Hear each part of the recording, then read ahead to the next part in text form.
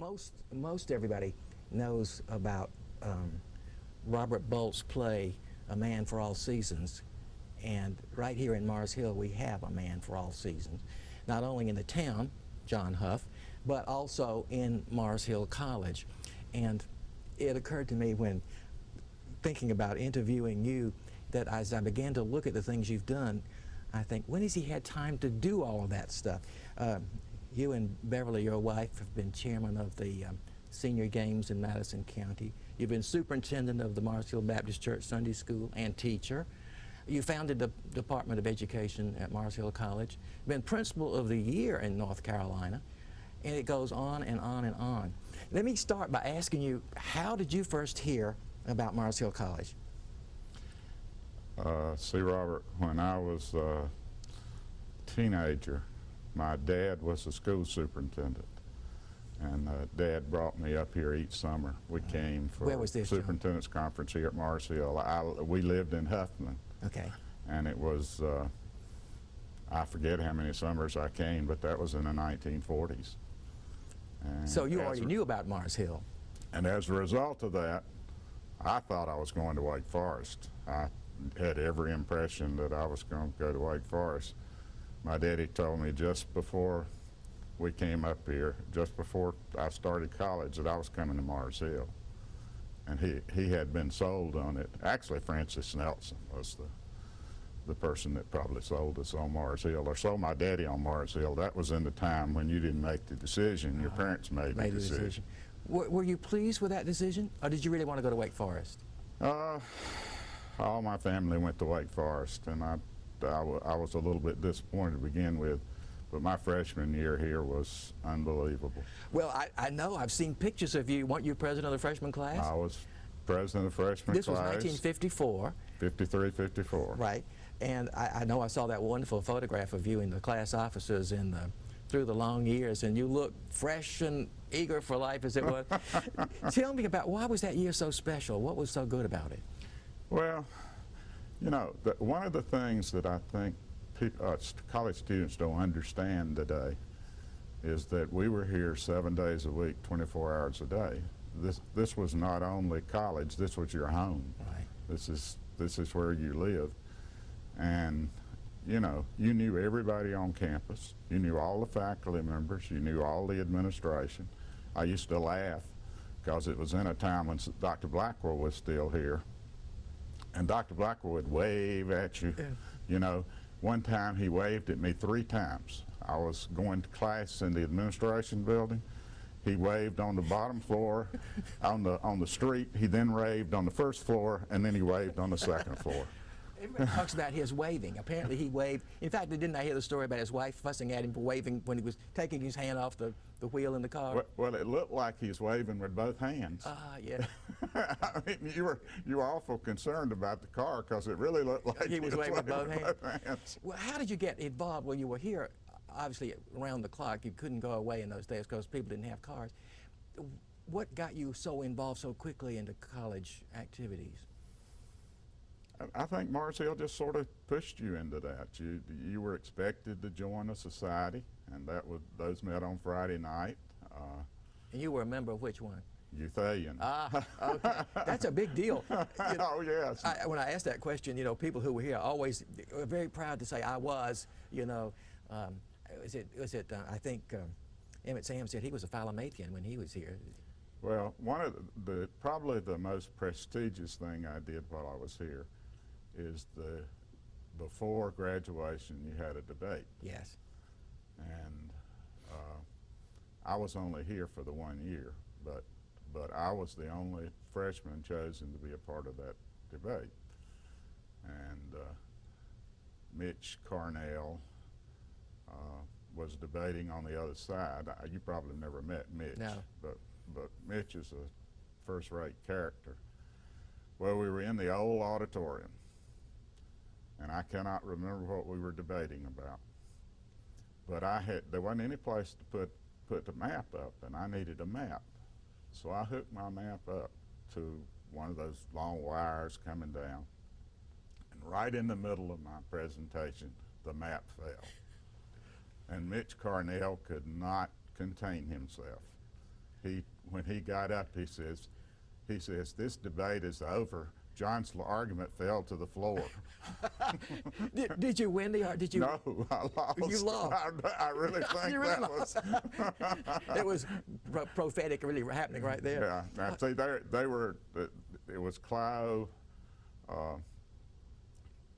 Philomathathian, I can even say Yes, it right, right. and against Nonpareil, and I Yeah. had the lady, I'm trying to think of her name, but she told me she was still mad at me about that. Why did the literary societies sort of fall by the road? What happened? Was it when students no longer were here on the weekend? I think it's the weekend thing. I think once they could go home, Right. then the Friday nights were gone. We're gone. And you have to remember now, when I came back, we were meeting faculty on Friday nights. I know, I heard about that, which leads me into asking you, you know, how you obviously knew Dr. Blackwell very well.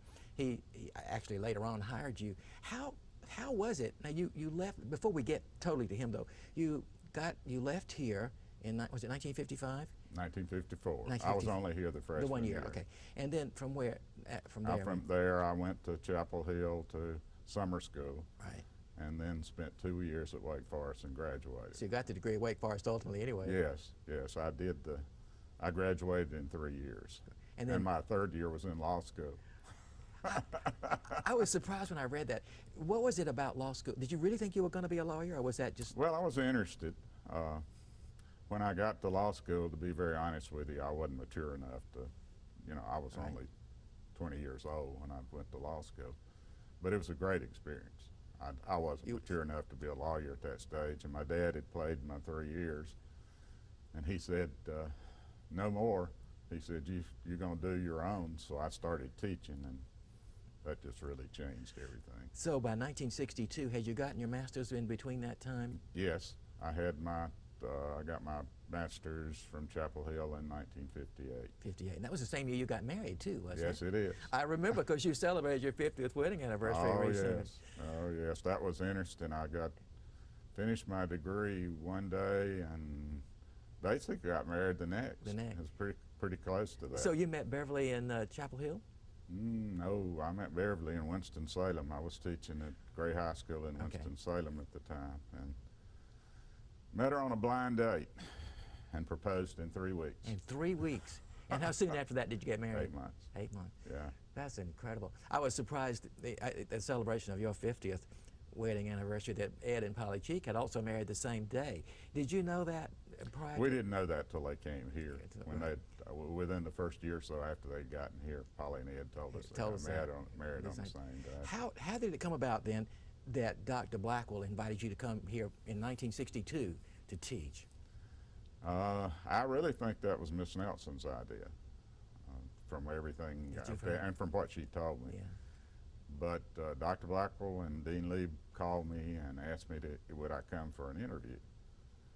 And so I came up. It was in January of '62.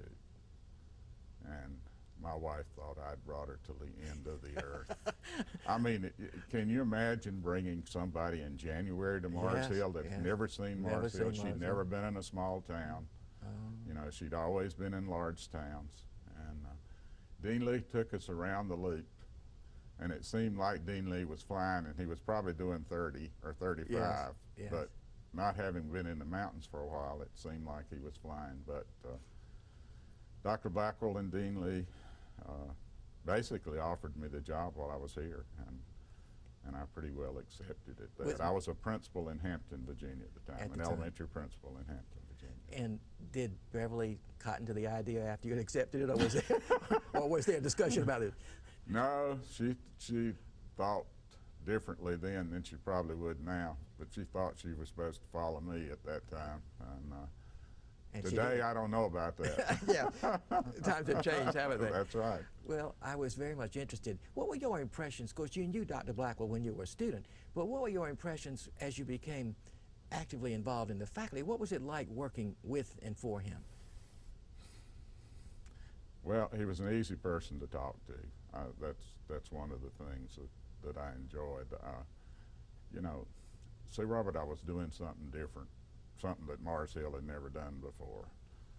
And I had the advantage of nobody knowing whether I was doing it right or not. Yeah. So, but I could go in and talk to Dr. Blackwell. I remember one time, and she may want to take this one off, but I remember one time I couldn't get to see Dr. Blackwell. See, Frances screened everything. Yes. Dr.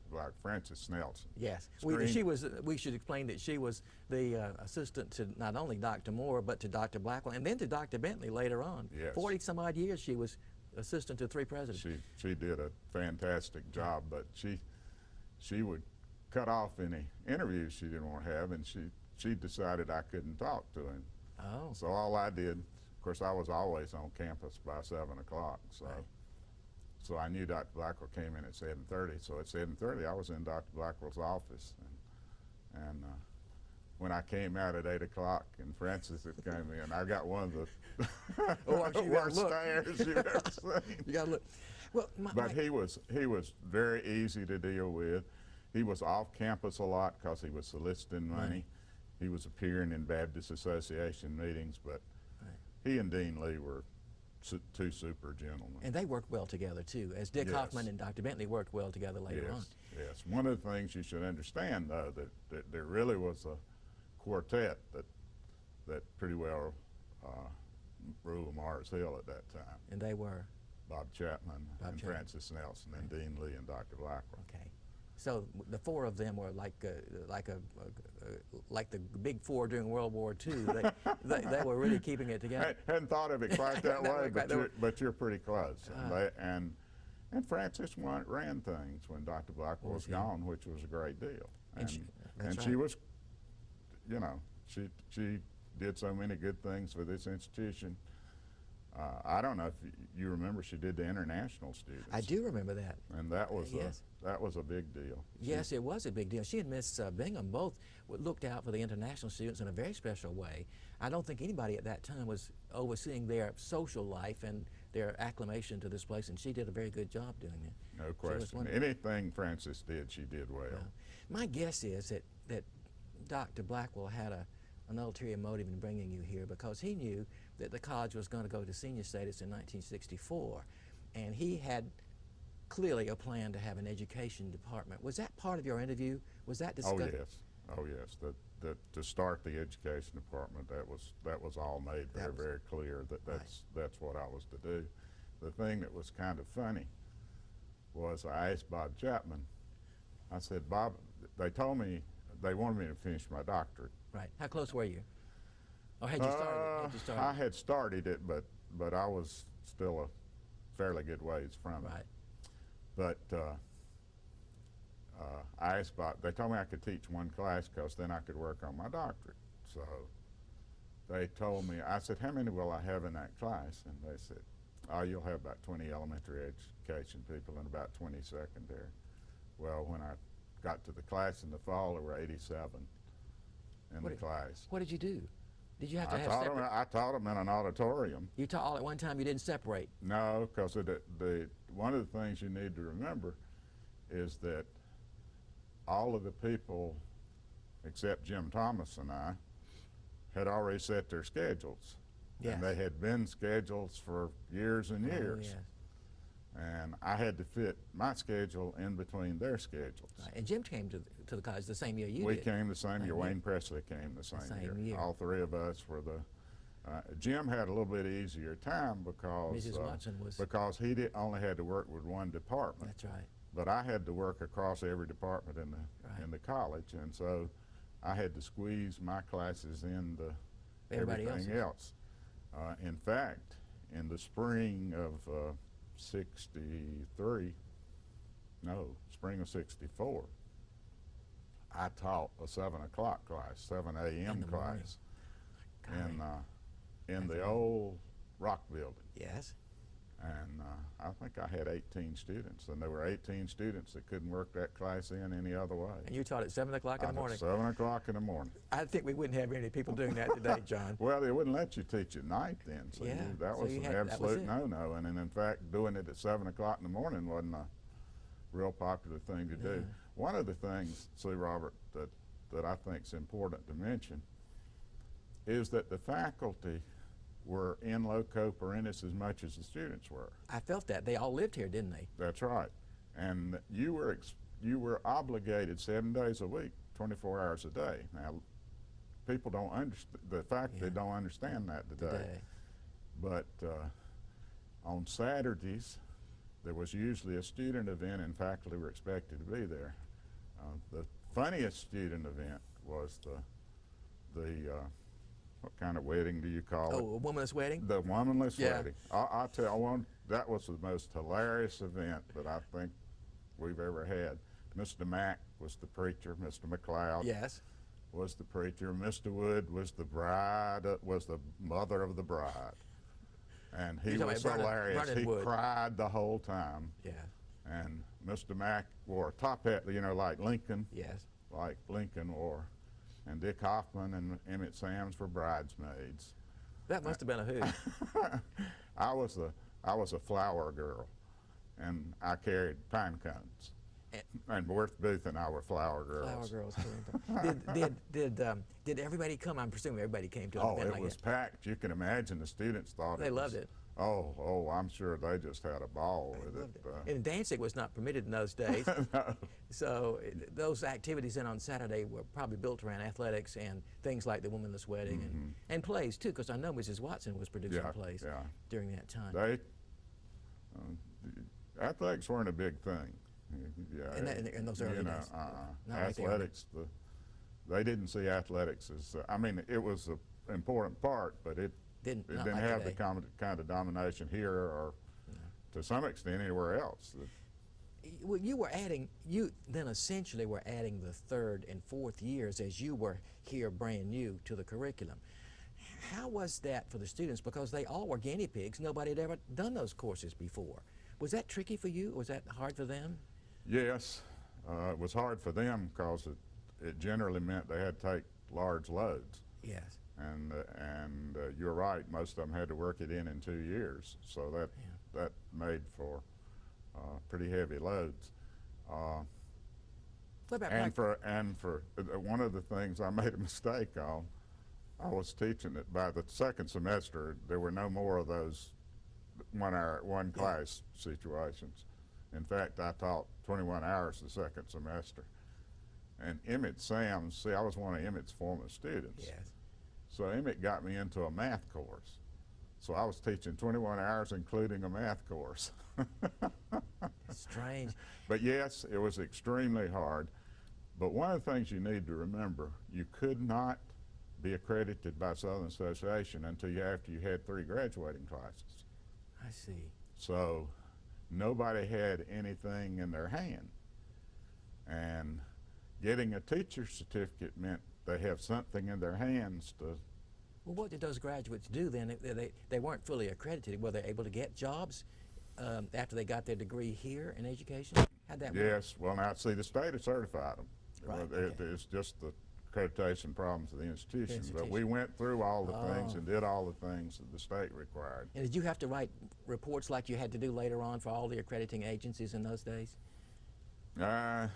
There was only one at that time. Southern Association was the only one we worried about at that time. And yes, we had to do reports, but the teacher education was just starting to do certification. And I did have to make reports there. In fact, the other thing I had to do was go to Raleigh once a month. They were just starting to tell you what you had to do. It's really interesting because I probably came in at a very good time.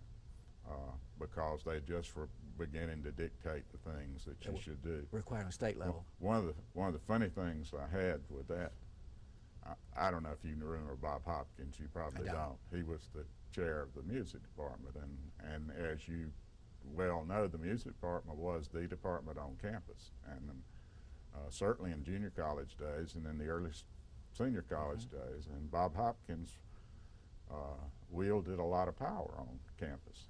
And so I went to see Bob, and I told him, you got to do this and this and this. And he looked at me, you know, I wasn't quite dry behind the ears as far as he was concerned. And so he called the state. I'd more gone out of the office than he called the state to be sure I told him the truth. So he was not going to trust you. No, because he generally had been able to do whatever he wanted to, and he was an excellent department chair. He did a great job. But I did think I'm not surprised he didn't trust me to begin with. How soon then were you able to hire other people in education? Because I know by the time I got here in the late 60s, you had a very, very strong coterie of people here. By the second year, we had see, Robert, by that first graduating class, 150 of them graduated in teacher education. That's amazing. That is amazing. But again, let me go back and say, part of that had to do, it gave them a piece of paper Right. that had certification written on it, and they couldn't be sure whether we were going to be accredited or not. So the certification made a difference. One of the things that was very unique in that first class is there were 8 religion majors.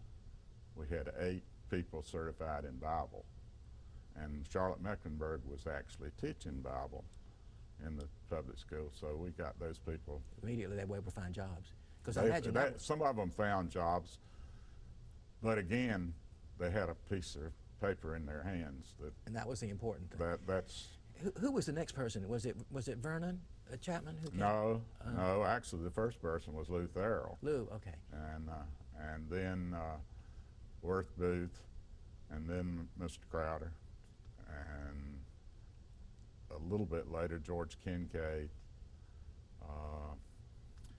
After George Kincaid, there was David Walker, and Ms. Logan actually taught. You remember Mary Logan? Mary Logan, I do remember her. She taught, and Margaret Bridges taught introductory. See, I didn't have enough people to cover courses, so I went around and got anybody I could to. And they were all teaching. To volunteer. The first, well, George Kincaid was really the first doctor we employed, but the first person that really came in that was permanent was actually Billy Sears. Right. Billy was first, and then as a result of Billy coming from the University of Alabama, then Vernon came, and I think we had an excellent department. It was an excellent department. I remember it still is. Tell me about the. I remember vividly in the late '60s, you were instrumental in bringing Upward Bound here. The program was very young. You had only been going, what, 1964 to was that 1967 or 68? Upward Bound came here. I was trying to think the exact year. I think it's 66 or 67. Is that right? I came here in 1968 to teach Upward Bound, and that 67. I think it started in 67. It was the year before. Right. Because Katie Swafford taught the year before. That's right. Taught drama the year before. I remember that. You had Charles Cutshall. I did. I remember him. I did, and later on, you know, I taught Charles in creative drama, and then we've kept up all these years because he stayed in the Buncombe County and Asheville City schools. And is he out now in? He's at Laurel. Laurel in Madison. Laurel. Yeah. He's one of those people we ought to be really proud of. I think, because he's really a product of Morris Hill College as much as anybody I know of. He came to Upward Bound. He recommended himself. Most people don't know that. I did not know He that. called me. He saw it in the newspaper, and he said, I don't know if anybody will recommend me or not, but I'm recommending me.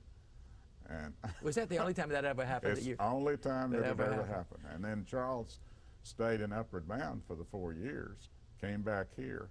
Right. And came through, and his senior year, I took him into the Career Opportunities program.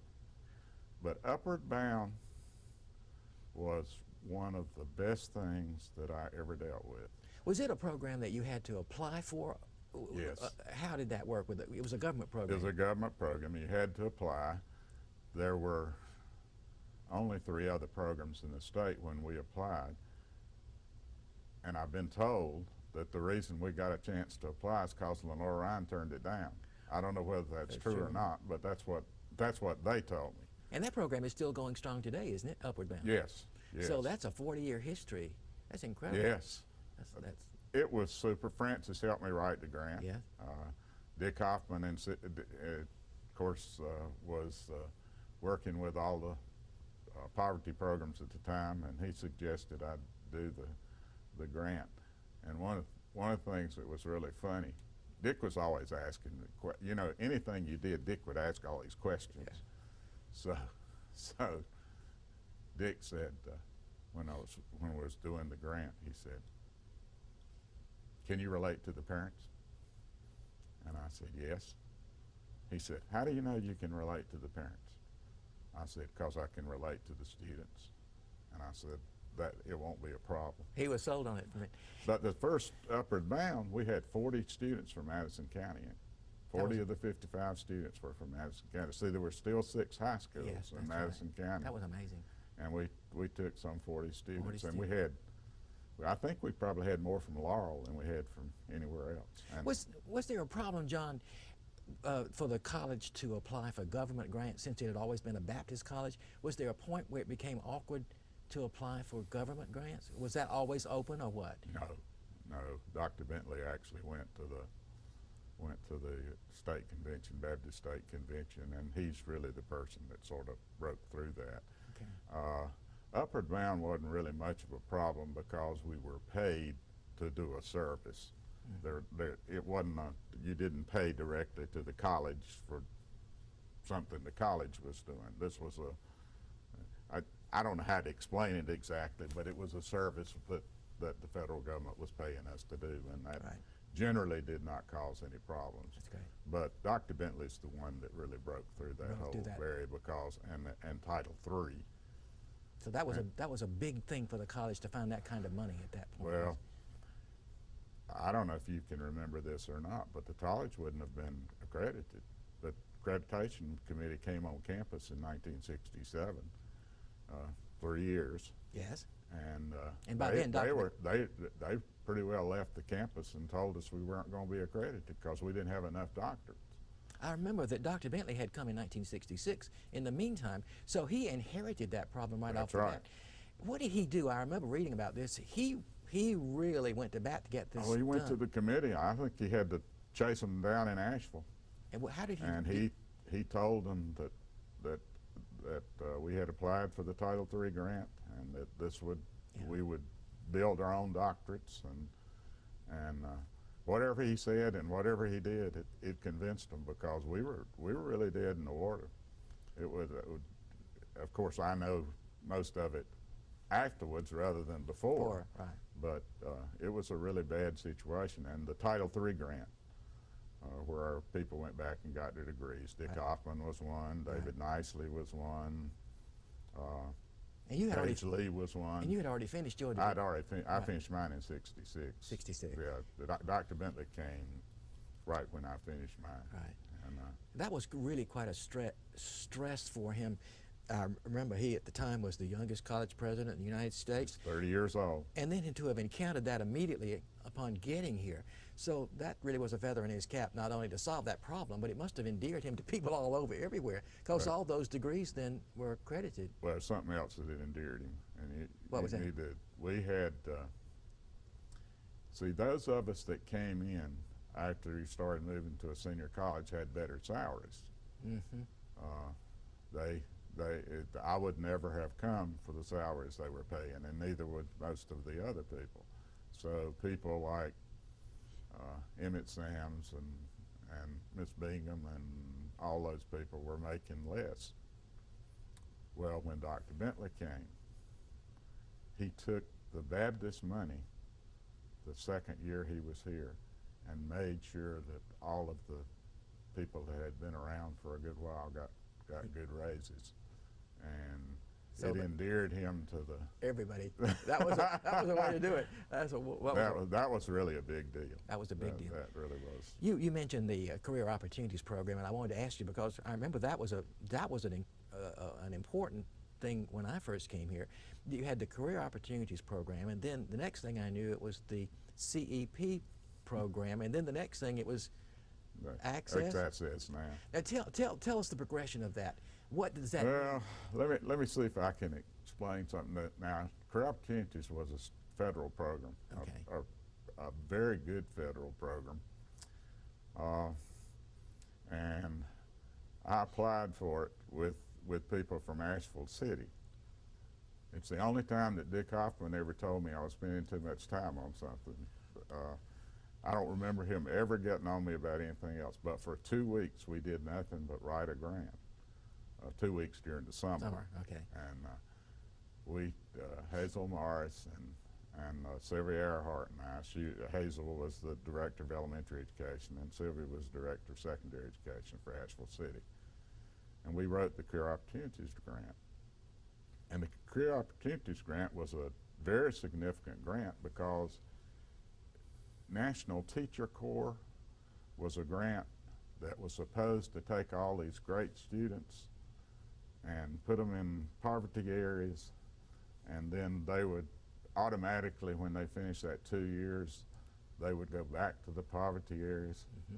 And of course that didn't happen. As many as they finished, they went to something. So the Career Opportunities program was to take teacher assistants who were already tied to poverty areas, and the assumption was they'd stay there, which of course they did. But anyway, we paid for the college education for those teacher assistants. How many people actually went through that program here? We had 125 to graduate. Was that a good proportion? Yes, yes, it would have. See, Robert, I couldn't give you absolute numbers, but there were might have been 50 that didn't graduate, or maybe less than that. And these were people. Some of them had D's and F's, and remembering they were younger. Right. But these were people that had, and they were all women. Well, we had one man, but he never made it through. Actually, he died before the program ended. But these women, for the most part, came from low economic families, would never have had an opportunity to graduate from college. And I cannot remember if 62 of them were black and 63 were white. I can't remember. It's one way or the other. And for a while, we had all of the minorities in Buncombe and Asheville were graduates of Mars Hill College. I remember that program vividly because I taught during part of that period. And the one thing we didn't say was that all these people were indeed people who were older, having been out in careers and having done other things. So they were not the regular college-age student, but were older people having come back.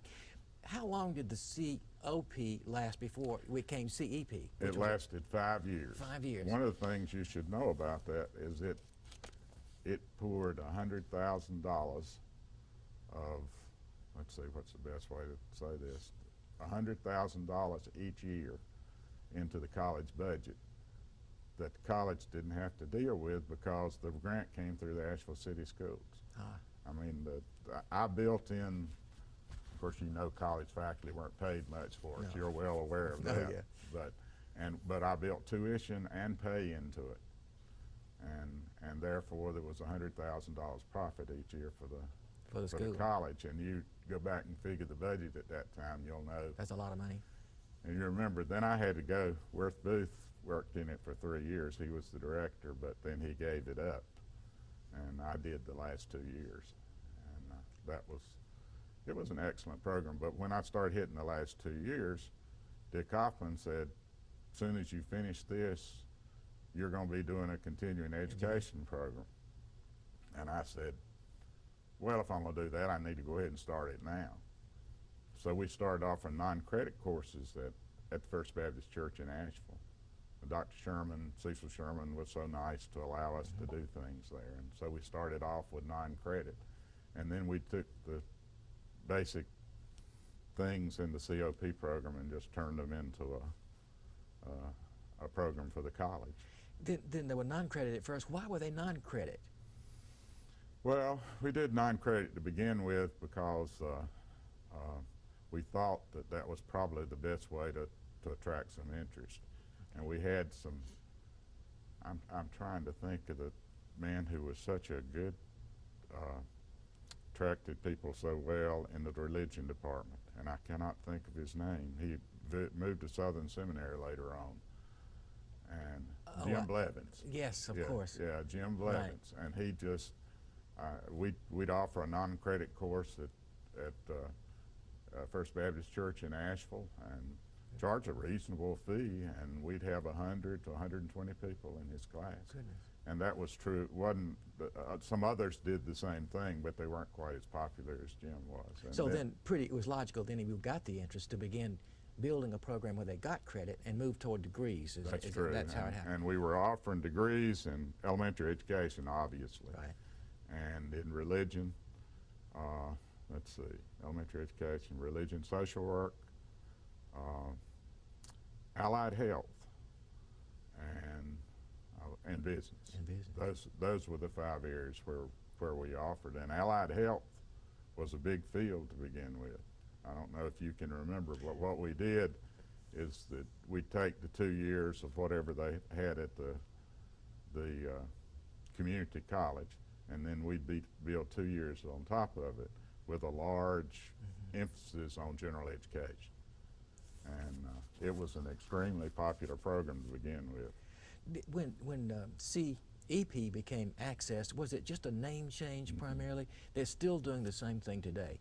And so many of the people who are in Access are indeed students who would not be able to come to college during the regular routines of the day, get their degrees by going to night classes all the time. That's very true. So essentially then, that was a huge part of what you did in founding the education program, was extending the college. I know there were 5 or 6 locations. Where were they? They were all over at first. More than that. How many were there? We extended from Murphy to down to Valdez. Okay. And we started with Asheville, let's see, and Spruce Pine. Let's see, Asheville, Spruce Pine, Marion. We did First Baptist Church in Marion. We did Malin Tech and Spruce Pine. And I know Black Mountain was on there. I'm trying to think Black Mountain. I taught him Black Mountain. I know. Did you? I know. Yeah, it was on there. Yeah, it was there. It was there. We tried to go wherever we thought there was a core of people. Haywood County, we did Waynesville. Right. We did Murphy because of Tri-County. They requested us to come out. That was a real interesting kind of situation because, you know, that's Western territory. Yes, and that's right. And they made a big request that we come out and particularly offer the business program. That's what they were particularly interested in. We went to Silva, Southwestern. I mean, that's in Western's back door. And I know, right there. Yeah. Why was it cut back, the number of places? Because there were too many, or?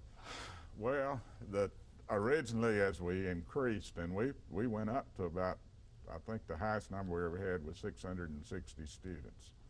I can't remember. Yeah. Ray Rapp can always remember the number of semester hours, but I can't remember semester hours. But we went to 660. But the problem was we were paying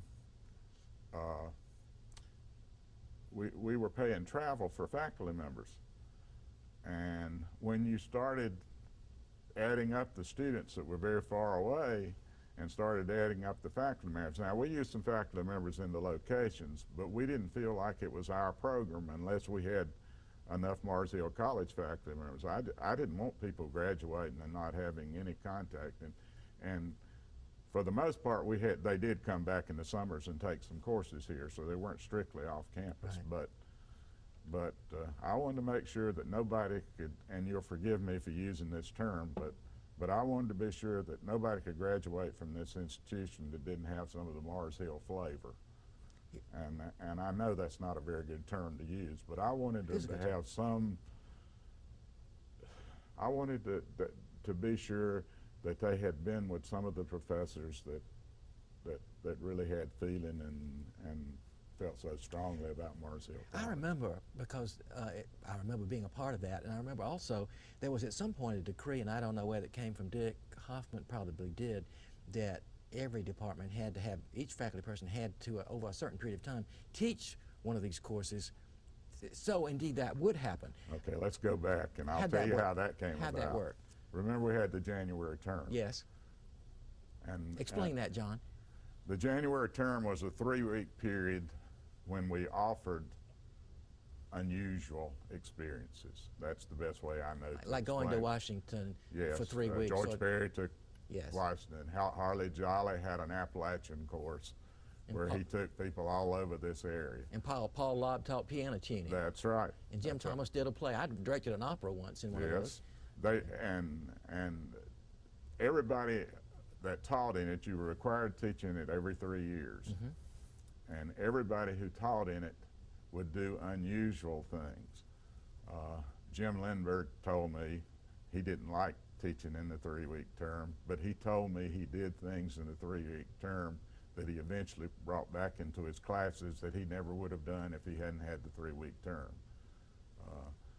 But there were, people just did things, there were classes that we wouldn't have had, did a lot of Appalachian things. I remember during that term. It extended. Ed did some things. Right, it extended the school year, though. It made the school year run way on into May, and that was one of the disadvantages of it, wasn't it? Yeah, in addition to that, we were beginning to get hit with all the cost of heating oil and all that kind of thing, and so it eventually just sort of faded out. But Dick made sure that nobody lost the course they were teaching. So if you were obligated to teach a January term course, you then were obligated to teach a continuing education course. So that's how it So happened. that's how the obligation on That's how it the happened. courses. I have to tell you one of the funny things about that. Jim Lindbergh was one of the best teachers we've ever had. I have no question about that. Well, Lindbergh hated the continuing education program. He just, and later on he told me why. But I finally got him to go to Yancey County to teach a class. And he came back about the middle of the term. He said, you know, this has been one of the best experiences I've ever had. And I said, Jim, I'm really not surprised. He said, I thought this was a total loss. He said, when I was a student at Penn State, he said, I had to take an afternoon course. And it was during all the rallies and everything. And he said, I just hated the course. And he said, I couldn't believe that people really enjoyed courses at 4 o'clock in the afternoon. So he got used. And he said, but I just had a great experience. I think other people have mirrored that thing because they got to work with people in different places, different environments, and they also were working with people highly motivated. People would not be coming to those classes at night for long time periods if they weren't really interested in what they were doing. Yeah. And it made a difference. I felt that very strongly. You've mentioned Dick Hoffman several times. I know that you went through a transition from Dr. Blackwell to Dr. Bentley, and that was probably a shock in a way because not only of the age to youth to worldly experience and all of that, but when did you first meet Dick, and what was your first association with him? Well, of course, Dick was here when I got here. He came in the late 50s. He'd already been here. One of the things that happened, and of course Dick was an excellent political science teacher, and he wanted to get everybody out in the community, and he started doing that almost from day one. But Dick organized the Community Development Institute. I'm trying to remember exactly which year. And once he did that, Jim Thomas was involved, Bill Walker was involved, David Nicely, Paige Lee, eventually Earl Leininger. There were all kinds of people that were involved. But once he did that, he started pushing all kinds of things. The Appalachian emphasis came out of that. And we joined the Appalachian Consortium. I was going to ask you about the consortium. Wasn't that part, weren't you a part of that initial organization? Actually, Harley and Bob Knott were the first 2 representatives. Okay. But a year after they organized, Dick sent me for Bob Knott. So I was in early on it. And why did that Appalachian emphasis occur? What was the impetus for that? I think it's just, it was largely a feeling that Mars Hill College was organized because people wanted a college in this area, and that we had an obligation to give something back to the area, and hopefully to make our students more aware of where we were. Right. You know this as well as I do, but college students could come here. I did as a freshman here, and never have any indication of anything beyond a mile from the college, partially because we couldn't have cars. That's right, couldn't Yeah, travel. and I think in today it can be just as bad and maybe worse because the students don't stay here but 4.5 or 5 days, and if you're not careful, they won't have that kind of. That's why I think the internships and all those kinds of things have been so good. And you were the first, I believe, in the state to have the year-long internship. That's right. Tell how'd that get going? Oh my, see, Robert, that's a really interesting situation.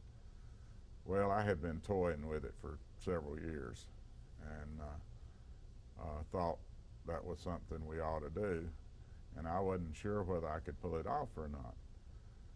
Well, I talked to my dad, who was superintendent of schools in Eden, and asked him if he thought there was any way he could work it out so he could pay some interns to come down and work.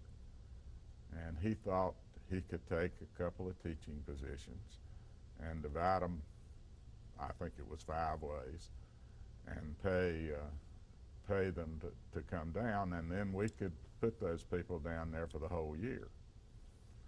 Well, it's amazing how it worked out, because I went to a bunch of elementary education majors. We had been sending some to Charlotte, so they'd been going away from campus, so that we already had that. But I went to the elementary education majors and told them we were going to start a full-year internship next year. And This was when? This was in February. Of what year? I'm trying to think. Probably 68. Okay. I think it was 68.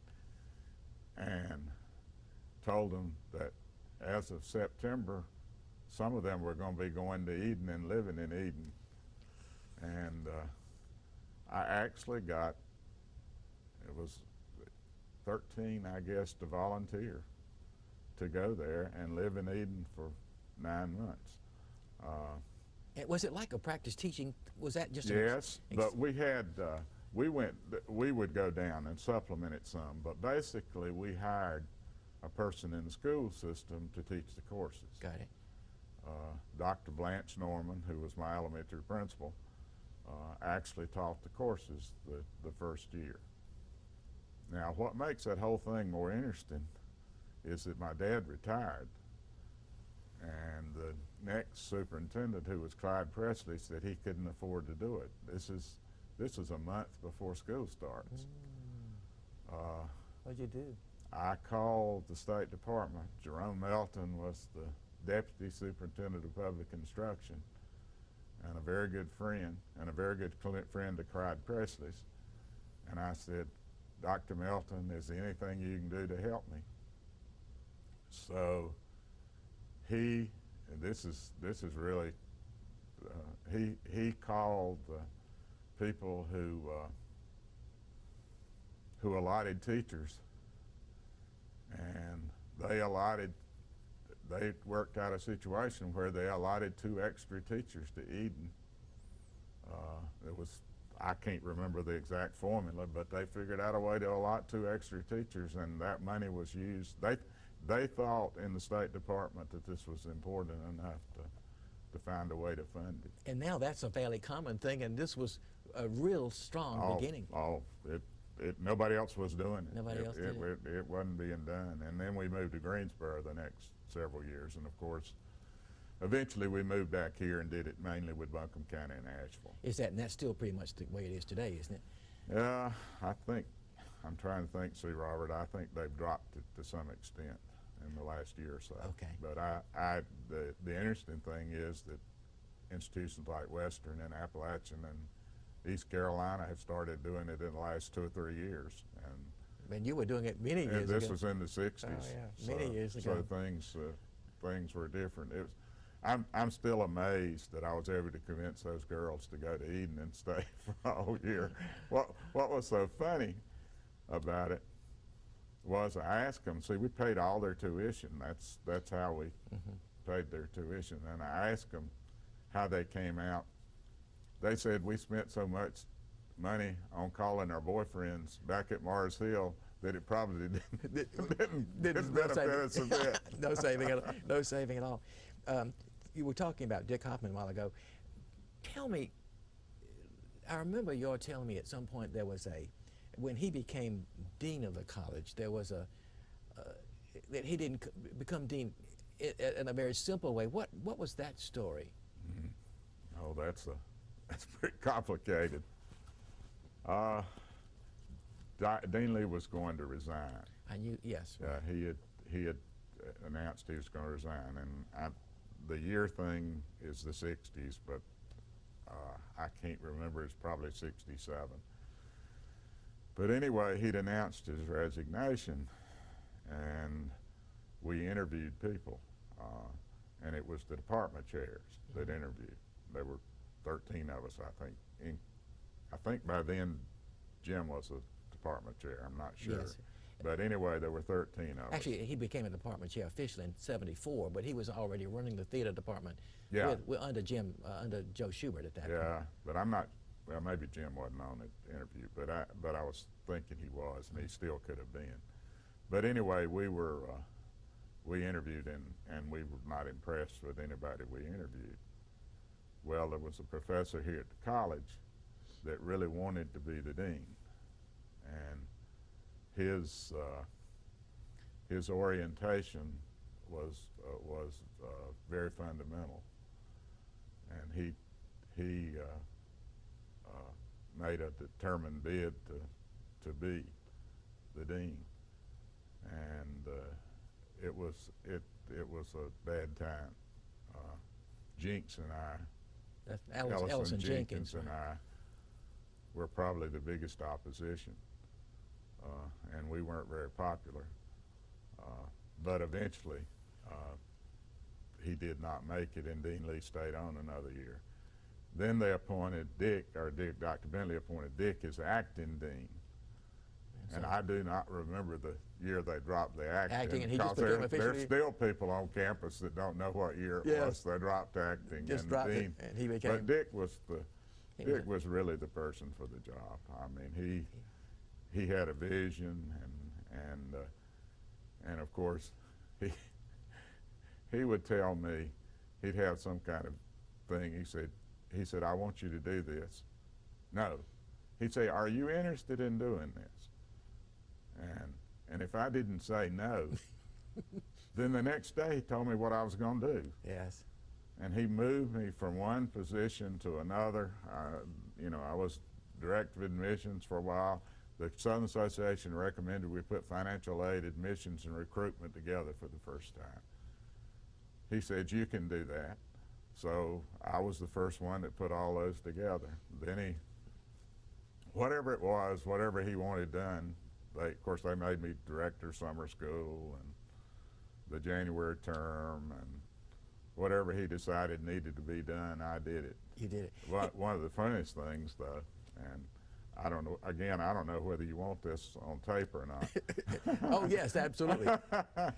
But you remember Dick started CDI, the Community Development Institute. Well, eventually that encouraged a few very active students to try some things out on campus, and things had sort of gotten out of hand.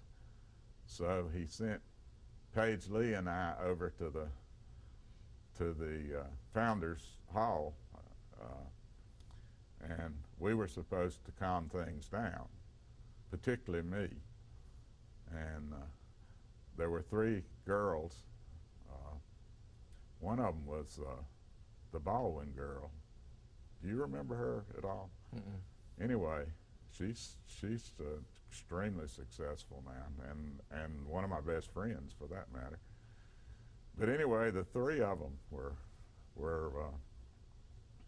ready to cause some ruckus, and generally did. In fact, they told me one night they slept in the building. They didn't tell me about it until later on.